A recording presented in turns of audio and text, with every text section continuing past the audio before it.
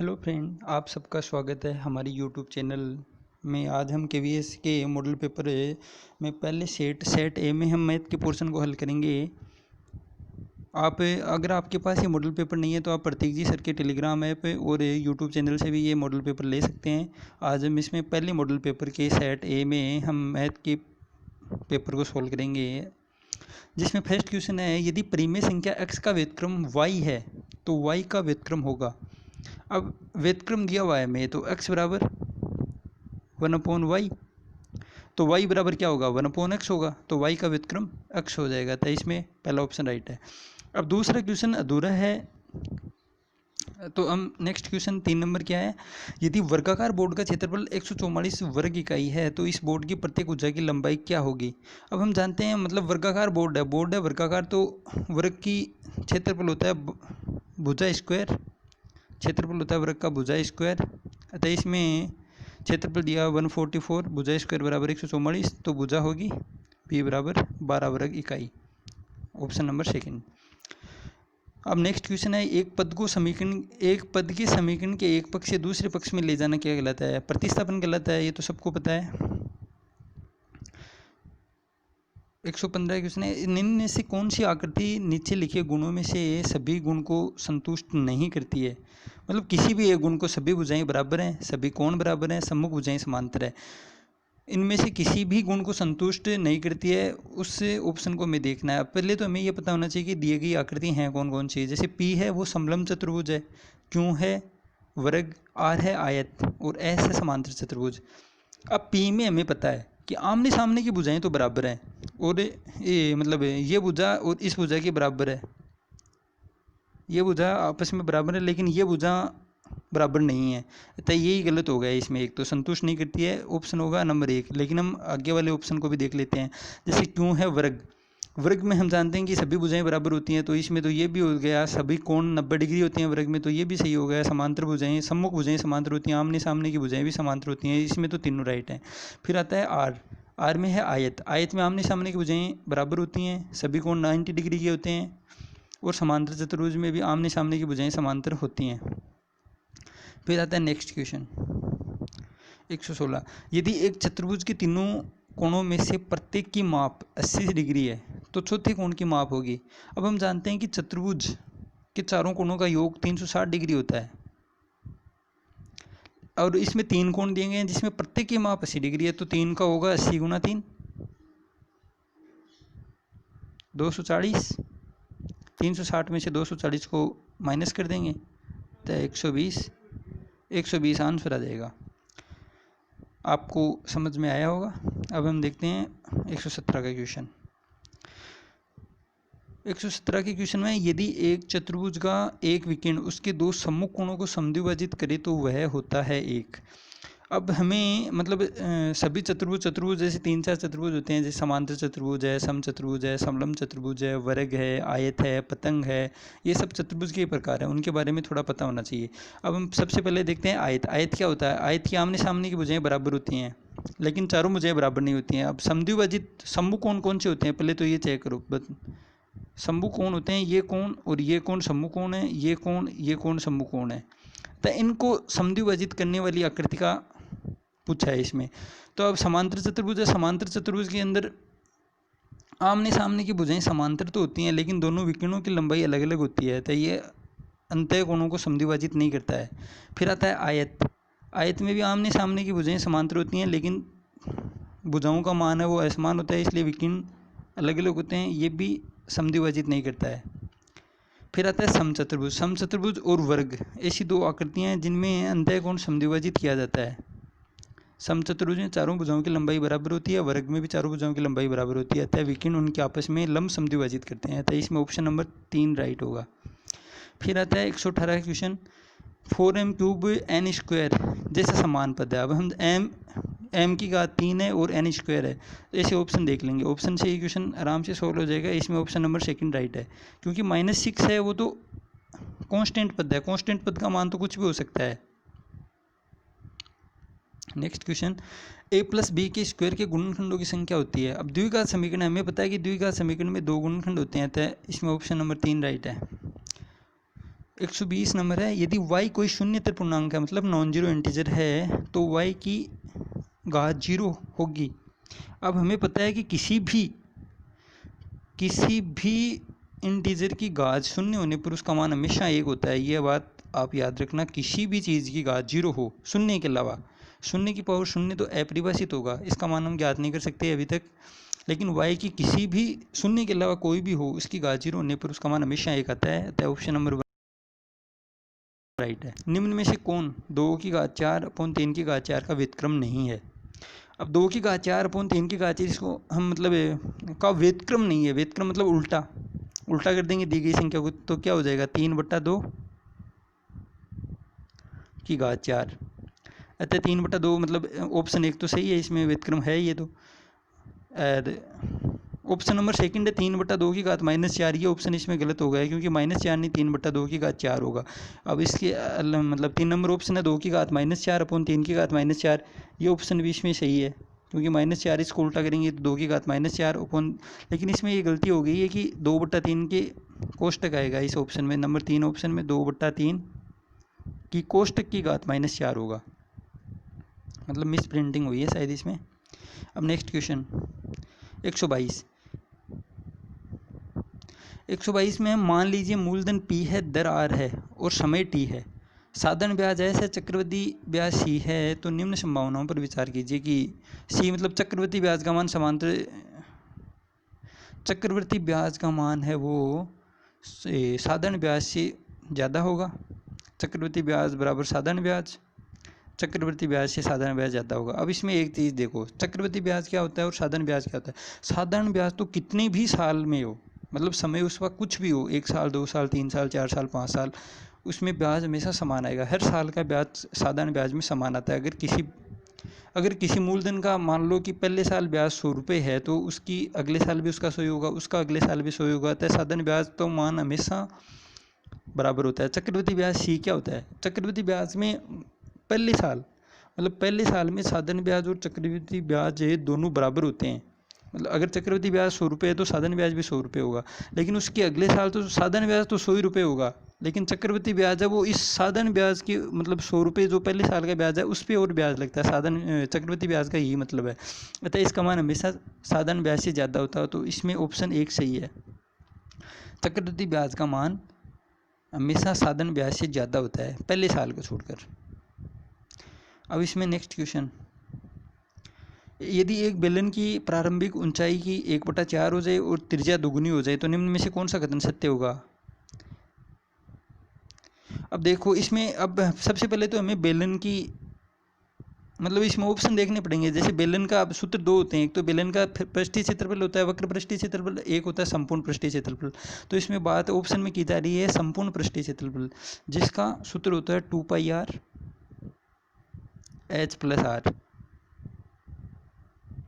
अब इसमें मान रख देंगे ऊंचाई की 1/4, 2πr, r की जगह क्या है 2r, तो 2r रख देंगे, और h की जगह h/4 रख देंगे, और r की जगह 2r रख देंगे, एलसीएम लेके सोल्व कर लेंगे। तो इसमें क्या होगा 4πr बराबर h + 8r आ जाएगा, h + 8r, और 4 से 4 कट जाएगा, तो इसमें πr + h +। अब इसमें ऑप्शन है बेलन का कुल पृष्ठीय क्षेत्रफल दुगुना हो जाएगा, लेकिन इसमें तो नहीं आ रहा, अतः ये ऑप्शन गलत है। बेलन का कुल पृष्ठीय क्षेत्रफल में कोई परिवर्तन नहीं होगा, परिवर्तन तो होगा क्योंकि 2πr h + r से πr h + 8r आ रहा है, इसलिए परिवर्तन तो होगा, ये ऑप्शन भी गलत है। बेलन का कुल पृष्ठीय क्षेत्रफल आधा हो जाएगा, ये बात भी गलत है, तो इसमें ऑप्शन 4 उपरोक्त में से कोई नहीं आएगा। अब नेक्स्ट क्वेश्चन, 4 अंकों वाली किसी संख्या ABDC का व्यापक रूप है। अब हमें सबसे पहले ये बात का पता होना चाहिए कि मतलब ABDC का अर्थ क्या होता है इसमें। अब इसमें इकाई का अंक है C, दो होते हैं, एक तो होता है स्थानीय मान, एक होता है उसकी लोकल वैल्यू, एक होती है उसकी मतलब वो दी हुई वैल्यू। अब C में है तो C का तो C मान होगा, इसका मान तो C होगा। लोकल वैल्यू तो जैसे 1 का 1, B मतलब 2 है तो 2 ही होगा, 3 है तो 3 ही होगा, लेकिन स्थानीय मान में उस संख्या से भी गुना हो जाती है, जैसे इकाई, दहाई, सैकड़ा, हज़ार, तो A है वो 1000 से गुना हो जाएगी, बी है वो 100 से गुना हो जाएगी, और डी है वो 10 से गुना हो जाएगी, और सी है वो 1 से गुना होगी। 1 तो लिखते नहीं है, इसलिए ऑप्शन 3 इसमें से है। अब देखते हैं अगला क्वेश्चन 126 नंबर। 126 नंबर है, एक परिमेय संख्या का दशमलव निरूपण नहीं हो सकता। एक परिमेय संख्या क्या होती है? सबसे पहले तो हमें ये पता होना चाहिए। पी बटा क्यू के रूप में लिखते हैं। पी बटा क्यू नॉट इक्वल टू 0 होना चाहिए, जिसमें क्यू नॉट इक्वल टू भी 0 होना चाहिए, मतलब क्यू का मान 0 के बराबर नहीं होता। पी बटा क्यू के रूप में परिमेय संख्या को निरूपित करते हैं जिसमें क्यू का मान एक या एक से ज़्यादा होता है, मतलब क्यू बराबर 0 नहीं हो सकता। अब ये इसमें मतलब नहीं हो सकता है पूछा है। सबसे पहले तो ये बात ध्यान रखना है कि नहीं पूछा है या है पूछा है। तो नहीं में इसमें एक परिमेय संख्या पी बटा क्यू शांत तो होती है, पी बटा क्यू अशांत भी हो सकती है। जैसे हम भाग दें 100 के अंदर 3 का, तो अशांत है ये।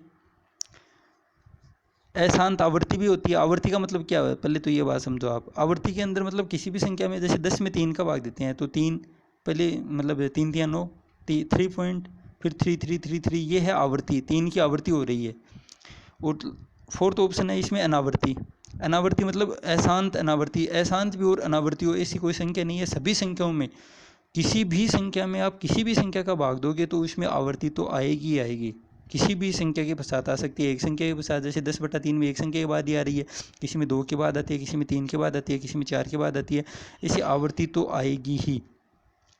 इसमें ऑप्शन नंबर 4 राइट होगा। फिर आता है 127 नंबर क्वेश्चन। 127 में निम्नलिखित में से कौन सा एक बहुपद है? अब बहुपद क्या होता है, पहले तो ये बात जाननी होगी। बहुपद के अर्थ है मतलब कोफिशिएंट जिसमें एक्स वाई जेड ये आती हैं, वो उनका मतलब मान है वो पूर्ण संख्या में होना चाहिए, अपूर्ण संख्या में नहीं होना चाहिए। जैसे ये एक्स स्क्वायर बटे 2 है, माइनस का 2 अपॉन एक्स स्क्वायर, ये ऊपर जाएगा। अब एक्स स्क्वायर इसमें 2 बटा एक्स स्क्वायर है,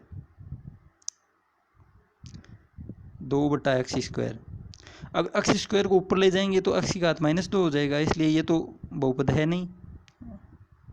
इसमें पहले से √2x दे रखा है, इसलिए ये भी नहीं है। और इसमें इसके अंदर है मतलब एक्स की square plus 3x square √x है। √x को ऊपर ले जाएंगे तो एक्स की स्क्वायर -1/2 हो जाएगा, तो एक्स की घात 3 एक्स स्क्वायर 2 में से 1/2 घटा देंगे तो 1/2 आ जाएगा, 3/2 आएगा। इसलिए ये बहुपद है। बहुपद के अंदर एक्स की घात है वो माइनस में नहीं आनी चाहिए, वो बहुपद होता है। फिर नेक्स्ट क्वेश्चन, यदि दो समांतर रेखाओं को प्रतिच्छेद करने वाली एक तिर्यक रेखा एक ही रेखा के दोनों अंतः कोण 2:3 के अनुपात में हो तो दोनों कोणों में बड़ा कोण कौन सा होगा? अब इस क्वेश्चन को देखते हैं हम। दो समांतर रेखाएं खींचनी है। सबसे पहले तो दो समांतर रेखाएं खींचनी है। जैसे ये दो समांतर रेखाएं हमने खींच ली, जैसे ये दो समांतर रेखाएं खींच ली। अब इसमें एक तिर्यक रेखा ये खींच ली। अब इसमें एक ही तरफ के अंतः कोण, मतलब ये कोण और ये कोण, ये अंतः कोण है और ये बहिष्कोण है, दोनों एक ही तरफ के अंतः कोण 2:3 बता रखे हैं, मतलब ये 2 है ये 3 है। अब हमें ये इस बात का पता है कि अंतः कोण हमेशा 180 डिग्री के बराबर होते हैं, तो हम इसे मान लें 2x + 3x बराबर 180, तो x बराबर क्या हो जाएगा 36 डिग्री। और सबसे बड़े वाले कोण का मान पूछा है तो 36 को हम 3 से मल्टीप्लाई कर देंगे तो 108 आ जाएगा। तो इसमें 108 है, ऑप्शन नंबर 2 राइट होगा, ऑप्शन नंबर 2।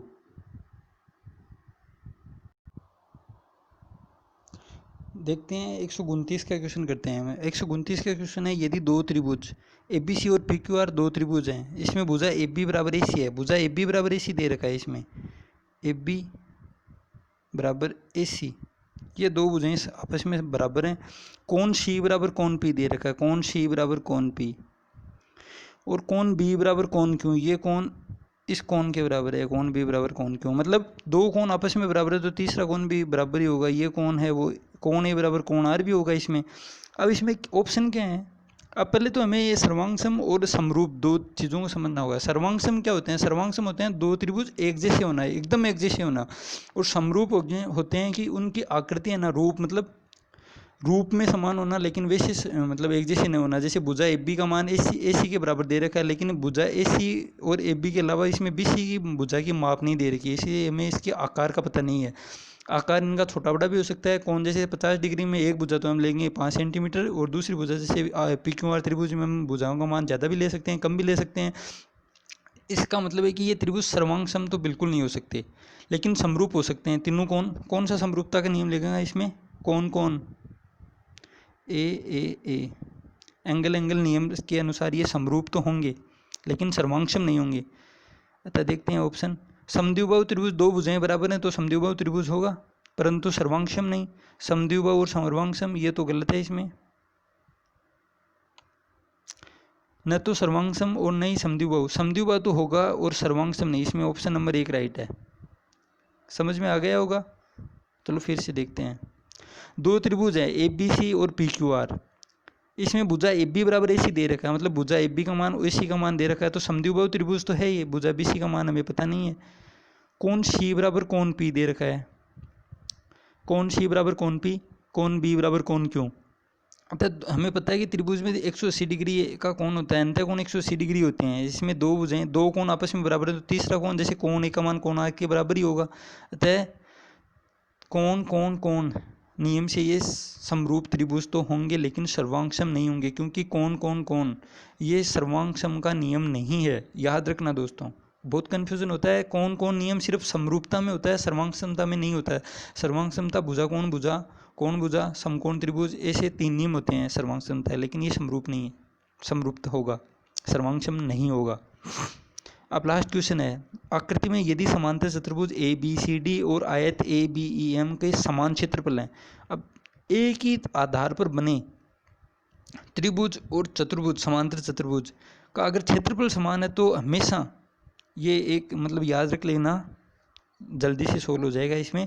मतलब त्रिभुज में और एक ही आधार में बने हो समांतर चतुर्भुज और आयत, तो अगर इनका क्षेत्रफल समान है तो हमेशा परिमाप इसका कम होगा, समांतर चतुर्भुज का परिमाप इसमें कम होगा। ऑप्शन नंबर 3 इसमें राइट है। ABCD परिमाप समांतर चतुर्भुज का कम होगा। अगर क्षेत्रफल बराबर है तो समांतर चतुर्भुज का परिमाप कम होगा, और अगर परिमाप दे रखा है तो हमेशा क्षेत्रफल, आयत का क्षेत्रफल इसमें ज़्यादा होता है। चलो आपको समझ में आया होगा, और अगर आपको समझ में आया हो तो आप वीडियो को लाइक करना ना भूलें। Thank you.